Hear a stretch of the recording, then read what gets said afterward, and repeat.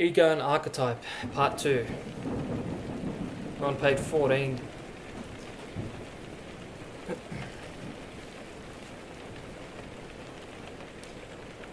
The psychotherapist frequently sees cases of this sort. Such a person considers himself as a most promising individual. He is full of talents and potentialities. One of his complaints is often that his capacities and interests are too wide-ranging. He is cursed with a plethora of riches.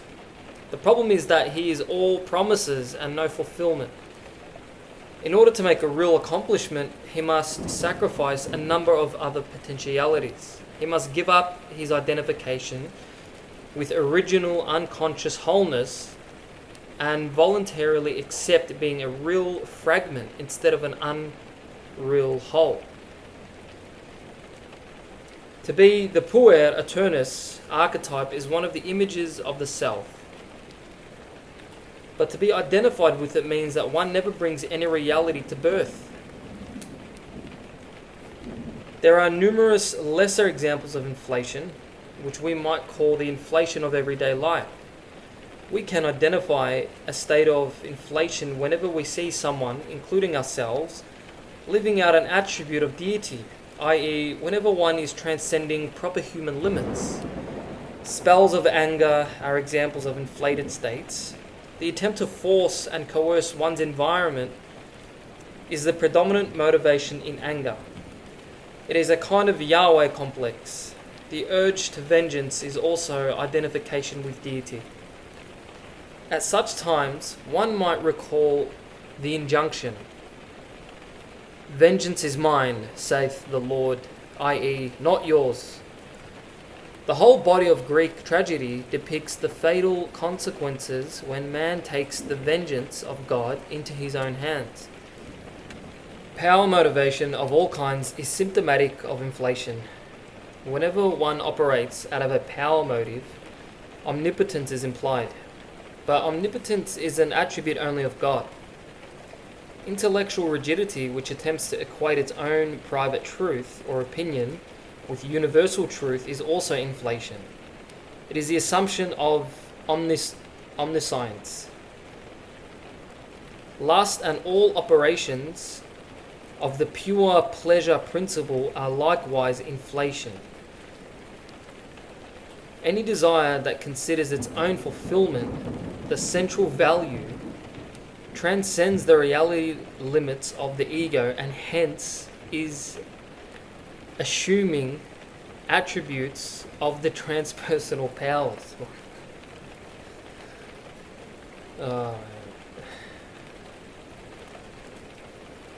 If you can understand, I'll read half the paragraph again.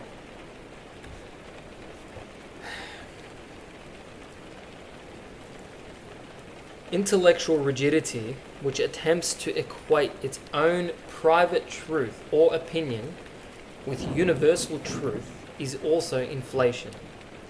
It is the assumption of omniscience.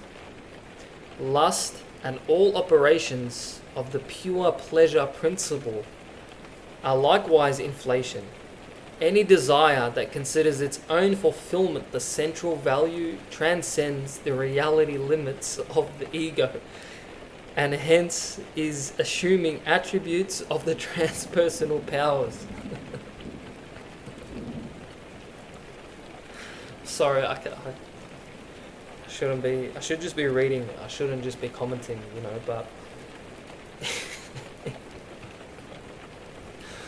if you just understand, like, the way when it clicks in your subconscious, I don't know, you can't help but laugh,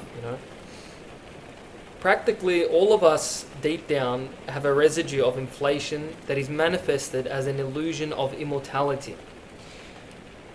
There is scarcely anyone that is thoroughly and totally disidentified from this aspect of inflation. Hence, when one has a close call with death, it is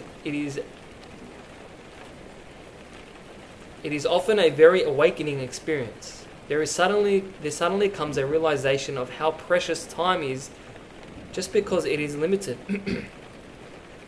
Such an experience not uncommonly gives a whole new orientation to life, making one more productive and more humanly related. It can initiate a new leap forward in one's development because an area of ego self-identity has been dissolved, releasing a new quantity of psychic energy for consciousness. There is also negative inflation. This can be described as identification with the divine victim, an excessive, unbounded sense of guilt and suffering. We see this in cases of melancholia, which express the feeling that no one in the world is as guilty as I am. This is just too much guilt. In fact, taking on oneself too much of anything is indicative of inflation because it transcends proper human limits. Too much humility as well as too much arrogance, too much love and altruism, as well as too much power striving and selfishness are all symptoms of inflation. States of animus and anima identification can also be seen as inflation. Arbitrary pronouncements of the animus are a deity talking, and so are the sullen resentments of the anima-possessed man, who says, in effect, "Be what I tell you to be, or I will withdraw from you. And without my acceptance, you will die."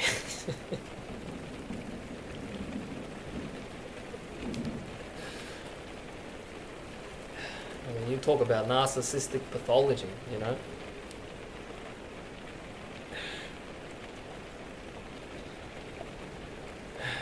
Sorry, that wasn't a quote from the book.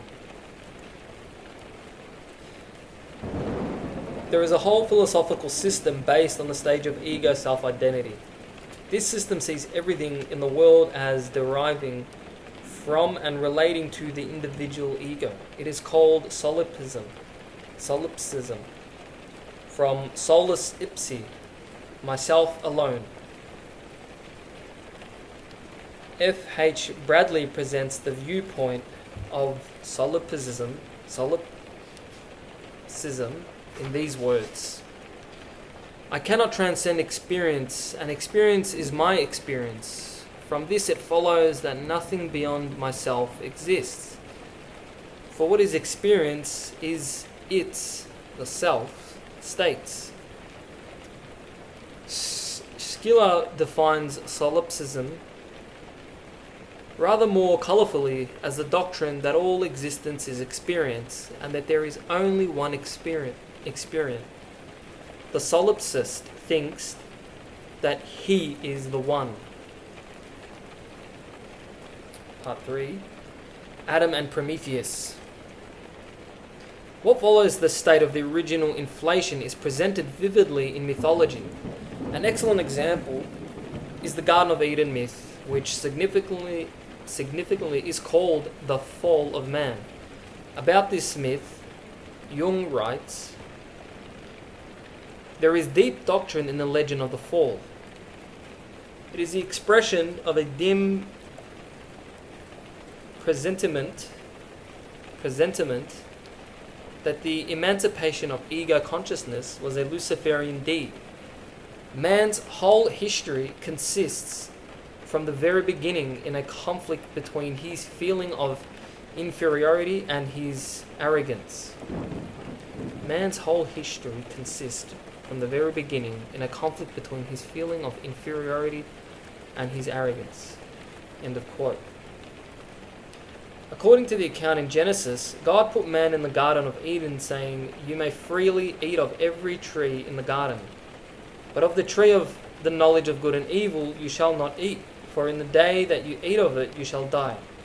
Then follows the creation of Eve and Adam's rib, and Eve's temptation by the serpent, who told her, "You will not die, for God knows that when you eat of it, your eyes will be opened, and you will be like God, knowing good and evil." So Adam and Eve ate the fruit.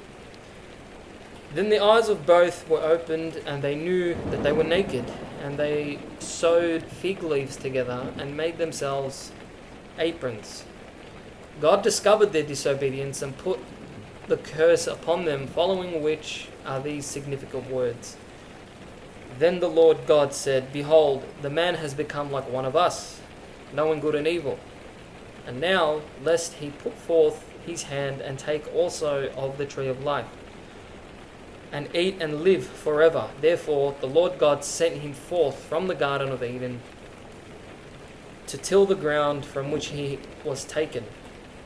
He drove out the man, and at the east of the Garden of Eden he placed the cherubim and a flaming sword, which turned every way to guard the way to the tree of life. This is the myth which stands at the beginning of the Hebrew branch of our cultural tradition, and it is rich in psychological meaning. The Garden of Eden is comparable to the Greek myth of the Golden Age and Plato's original round man.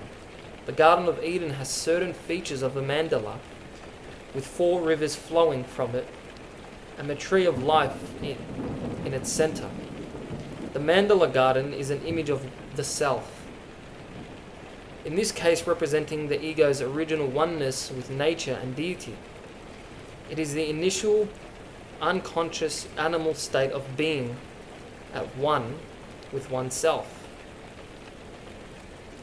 It is paradisal because consciousness has not yet appeared, and hence there is no conflict. The ego is contained in the womb of the self. There's a picture here. It says paradise as a vessel from an Italian manuscript of the XV century.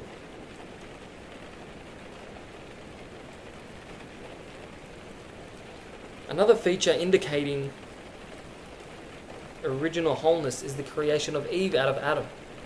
Clearly, Adam was originally hermaphroditic. Otherwise, a woman could not have been made from him. It is likely that we have here vestiges of an earlier myth in which the original man was definitely hermaphroditic. Undoubtedly, this earlier myth was modified by the one-sided patriarchal attitude of the Hebrews, which depreciated the feminine component of the psyche, reducing it to no more than a rib of Adam. Adam's separation into masculine and feminine components is a process which is parallel and equivalent to his separation from the paradise garden. In any case of the effect is that man becomes separated and alienated from his original wholeness.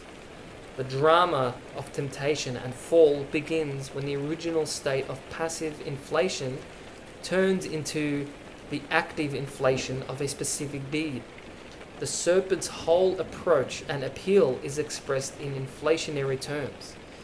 When you eat of this fruit, your eyes will be opened and you will be like God.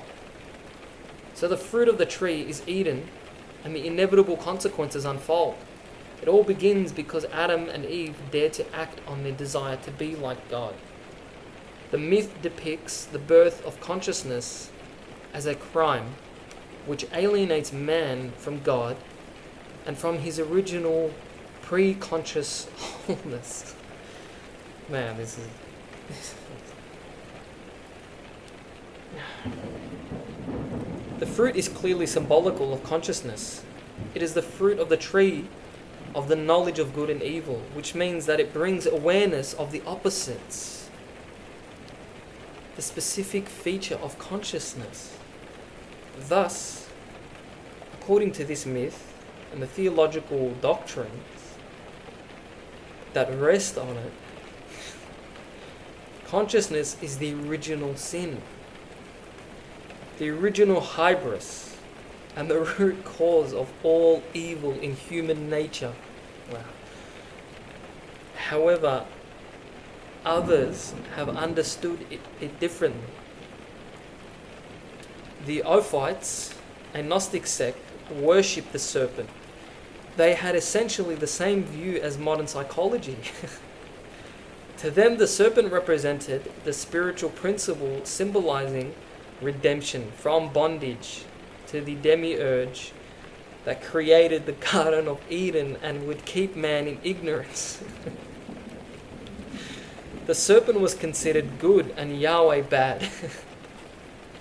Psychologically, the serpent is the principle of gnosis, knowledge of emerging consciousness.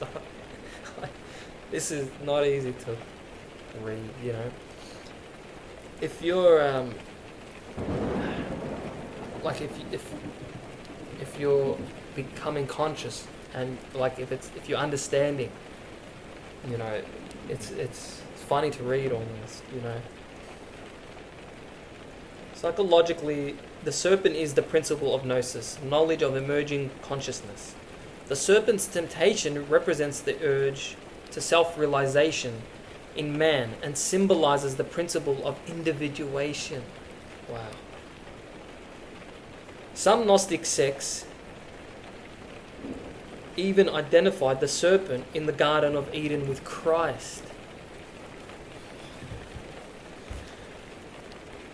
Eating the forbidden fruit marks the transition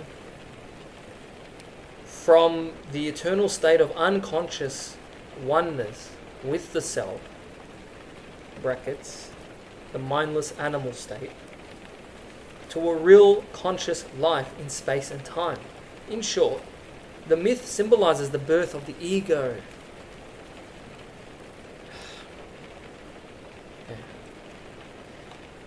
The effect of this birth process is to alienate the ego from its origins. It now moves into a world of suffering, conflict and uncertainty. No wonder we are reluctant to take the step to greater consciousness. Ugh, man. Edward.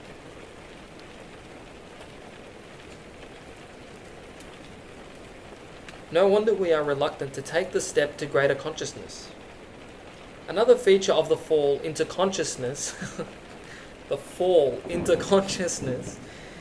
is that Adam and Eve became aware of their nakedness. Sexuality and the instincts in general suddenly become taboo and objects of shame. There's an old painting, The Expulsion of Adam and Eve by Masaccio.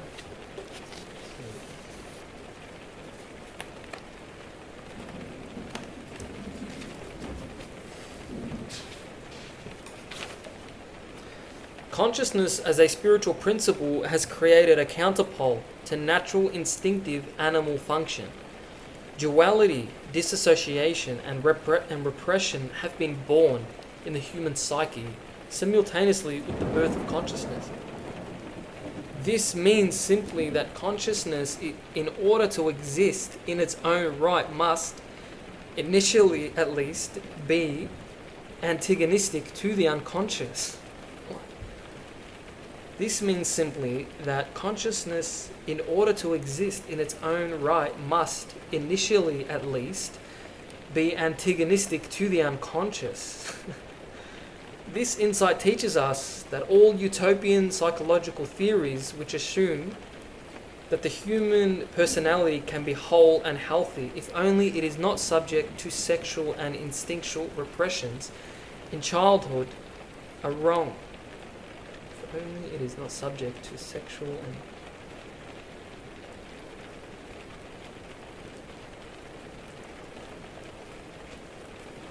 the innate and necessary stages of psychic development require a polarization of the opposites, conscious versus unconscious, spirit versus nature.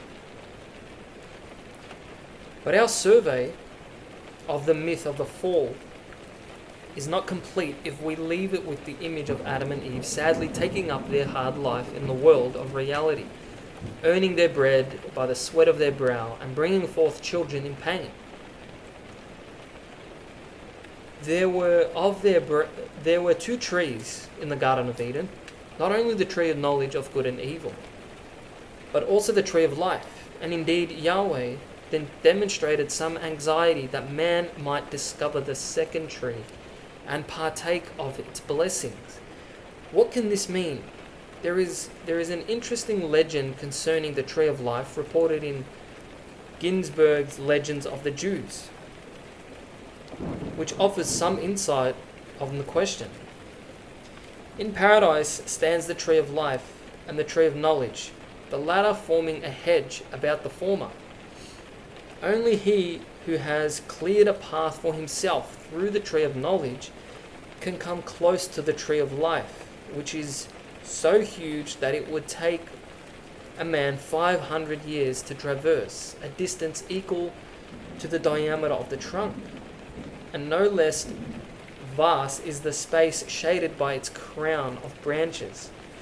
From beneath flows forth the water that irrigates the whole earth, parting thence into 4 streams: the Ganges, the Nile, the Tigris, and the Euphrates. Wow. If you're a Muslim reading this, you can't help but think of, in the Quran, the Sidrat al-Muntaha, and, min tahtiha al-anhar.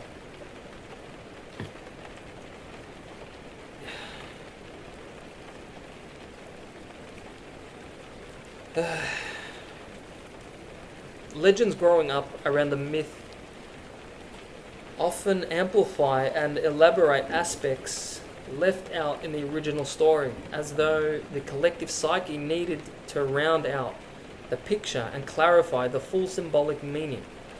Such, I think, is the case with the legend quoted. The biblical account gives a quite ambiguous picture concerning the relation between the tree of knowledge and the tree of life. This legend presents a much clearer and satisfying image. The legend presents the tree of life as an omphalos, or world navel, analogous to the world tree Yggdrasil. The Bible tells us that the fruit of the tree of life conveys immortality. Adam and Eve were immortal before the fall, but they were also unconscious. If they can eat the fruit of the tree of life after the fall, they have achieved both consciousness and immortality. Yahweh is opposed to any such infringement on his realm and sets up the cherubim with the flaming sword as an obstacle. However, the Jewish legend quoted gives us some hint as to how the tree of life can be found. It can be reached by clearing a path through the hedge-like tree of the knowledge of good and evil. That is, one must repeatedly accept the temptation of the serpent, repeatedly eat the fruit of knowledge, and in that way eat his way through to the tree of life. In other words, the recovery of our lost wholeness can only be achieved by tasting and assimilating the fruits of consciousness to the full. Oh man. This is still chapter 1. There's still over 200 pages. Sorry. The myth of the fall expresses a pattern and a process not just of the original birth of consciousness out of the unconscious, but also the process that one goes through in one form or another with every new increment of consciousness. With every new increment of consciousness.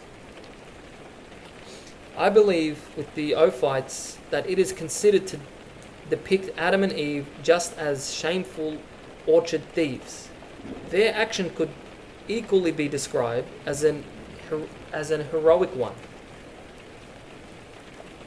They sacrificed the passive comfort of obedience for greater consciousness. The serpent does indeed prove to be a benefactor in the long run, if we grant consciousness a greater value than comfort. We see fragments of this theme of the original fall of man in a good many dreams in the course of analytic treatment. They are very common at times when new conscious insights are being born. The theme of encountering or being bitten by a snake is common in dreams. The latter generally has the same meaning that the succumbing to the temptation of the serpent in the Garden of Eden had for Adam and Eve, namely, that an old state of affairs is being lost and a new conscious insight is being born. This is often experienced as something alien and dangerous. Hence, it is never a pleasant dream. But at the same time, such a bite usually initiates a whole new attitude and orientation. It is generally a transition dream of considerable importance. Also, dreams of original crime of stealing the fruit. What is a crime at one stage of psychological development is lawful at another. What is a crime at one stage of psychological development is lawful at another, and one cannot reach a new stage of psychological development without daring to challenge the code of the old stage. Hence, every new step is experienced as a crime and is accompanied by guilt, because the old standards, the old way of being, have not yet been transcended. So the first step carries the feeling of being a criminal. Dreams of being given fruit, to eat apples, cherries, tomatoes, may have the same meaning. They are illusions. They are allusions to the theme of eating the forbidden fruit, and represent an introduction to some new area of conscious awareness with much the same consequences as the original eating of the fruit.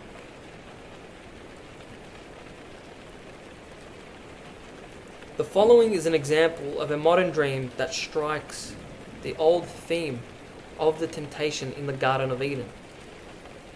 It was dreamt by a man in his 40s. He first came to see me with the complaint of writer's block and anxiety attacks. He was a talented man filled with creative ideas and inspirations. He could have the most amazing dreams, complete plays, down to the last detail of costume and music, exit and entrance, but he could never get himself to do the hard work of putting them down on paper. It seemed as though the dream itself was adequate reality, as though just the fact that he could have such magnificent compositions in fantasy was sufficient reality to relieve him of any sense of obligation to realize them in fact.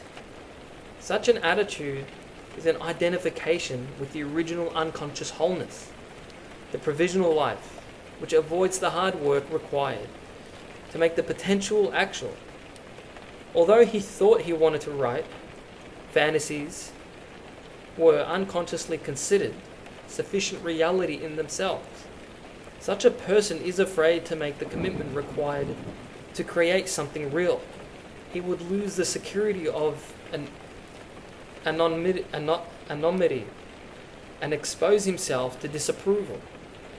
He is afraid to submit himself to judgment by being something definite. This amounts to living in the Garden of Eden.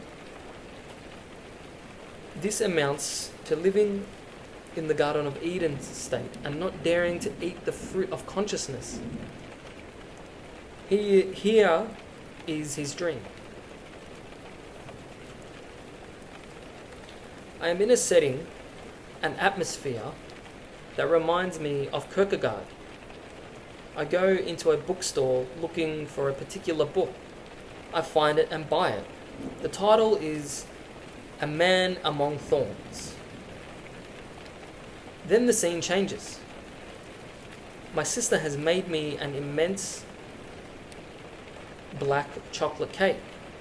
It is covered with a thin covering of red icing that looks like red tights. Although chocolate has always been forbidden to me because I'm allergic to it, I eat the cake without bad effects. Some of the dreamer's associations, that was the end of the dream. Some of the dreamer's associations were the following.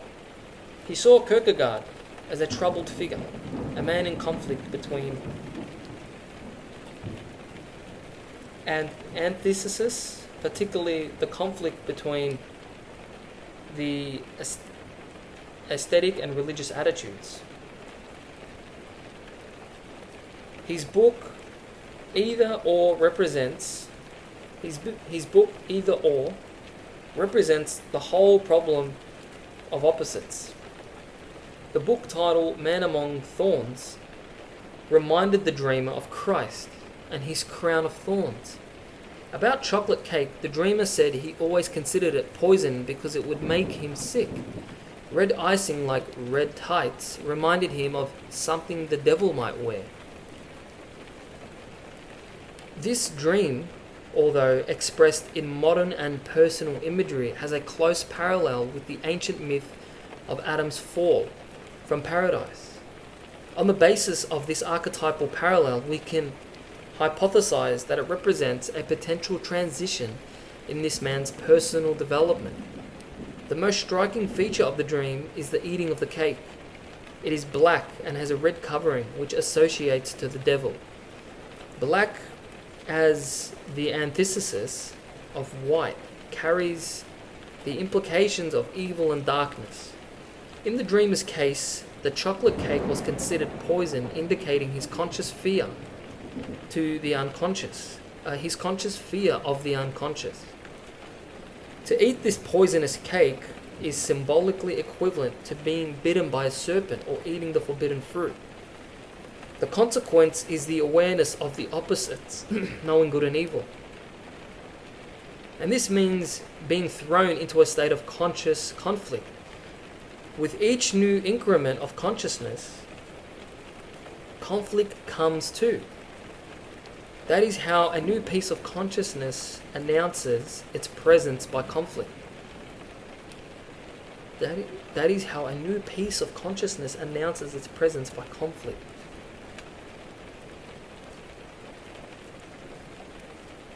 Although the dreamer states that he ate the cake without ill effects, the consequences are presented symbolically in the first dream scene. It does not matter that this scene preceded the eating of the cake. Temporal sequence and causality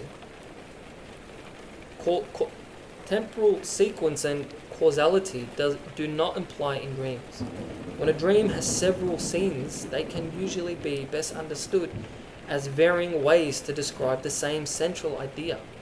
In other words, the stream of images in dreams circumambulates certain nodal centers rather than proceeding in a straight line, as does rational thinking. Thus, being in a Kierkegaardian atmosphere and buying a book called A Man Among Thorns is only a symbolic variant of the image of eating a poisonous black cake. To eat the cake means to enter the Kierkegaardian experience of conflict and to understand the man among the thorns, either Christ, who endured the most extreme tension of opposites by being both God and man, or Adam, who on being expelled from the garden was obliged to till the ground that brought forth thorns and thistles. What did this dream mean practically for the dreamer? It led to no sudden insight or change. He was not aware of being different after the dream, but our discussion of it together